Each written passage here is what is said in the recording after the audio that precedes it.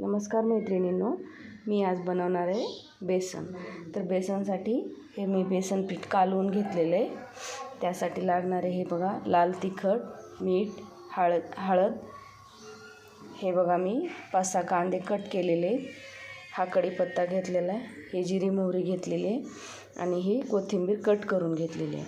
तर बघा आपण कसं बनवणार आहोत आता हे बेसन. चला तर मग हे आपलं तेल गरम झालेलं आहे, त्यामध्ये आपण जिरी मोहरी टाकून घेऊया. थोडीशी जास्तीच टाकायची जिरी मोहरी यामध्ये.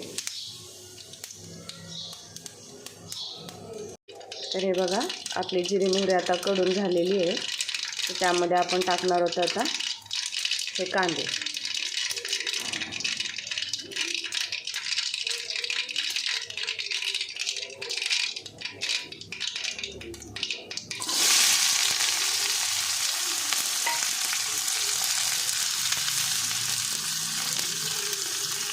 हे कांदे थोडेसे नॉर्मल फ्राय करून घ्यायचे असे आपण.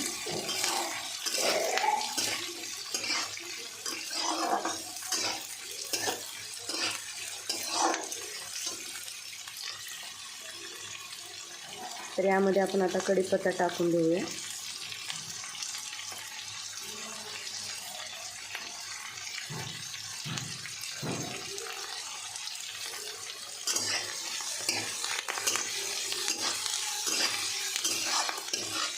हे असं सर्व फ्राय करून घ्यायचं.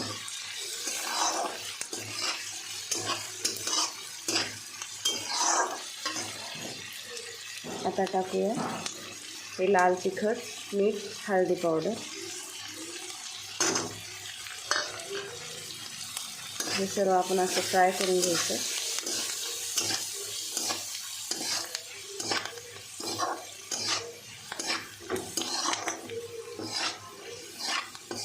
हे जास्ती कांदा टाकून बनवायचं हे बेसन असं.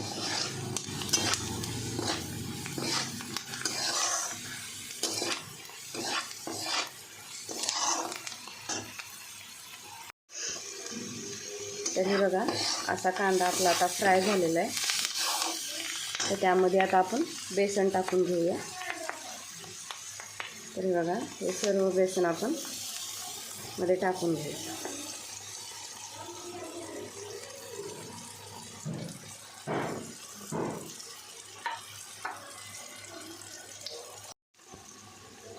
तर हे बघा आपण आता सर्व बेसन आतमध्ये टाकून घेतलेलं आहे.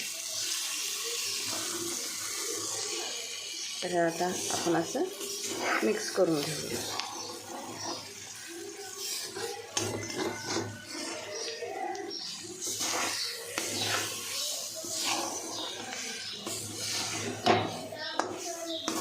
हे फक्त बेसन तेलामध्येच बनवून घ्यायचं आणि हे कोथिंबीर पण यामध्ये टाकून द्यायची. आता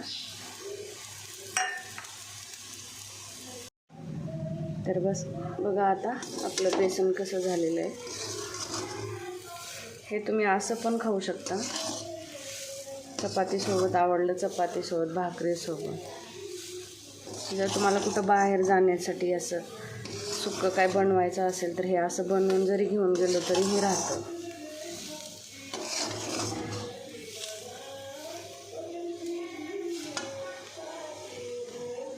कशी वाटली रेसिपी? तुम्हाला आवडली असेल तर लाईक करा, शेअर करा, कमेंट्स करा आणि कमेंट्समध्ये मला सांगा.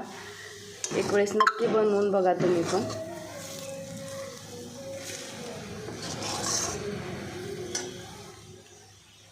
चला तर मग आता पुढच्या व्हिडिओमध्ये भेटूया. बाय.